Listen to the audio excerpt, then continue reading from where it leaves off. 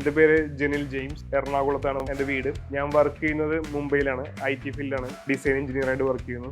ഞാനിപ്പോൾ ഒരു 10-12 വർഷമായി മുംബൈയിൽ വർക്ക് ചെയ്യുന്നു. അപ്പോൾ വെള്ളത്തിൻ്റെ പ്രശ്നങ്ങളും അതും കാരണം ഒരുപാട് മുടി കൊഴിഞ്ഞായിരുന്നു.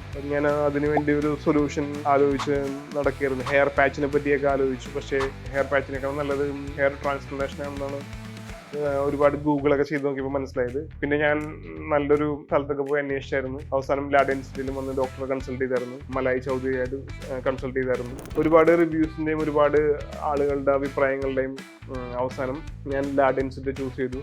എൻ്റെ ഹെയർ ലൈൻ വരച്ചിട്ടുണ്ട്. ഇതാണ് നമ്മുടെ ഹെയർ ലൈൻ. ഇതാണ് ഈ ഒരു പ്ലാൻ അനുസരിച്ച് ചെയ്യാൻ പോകുന്നത്.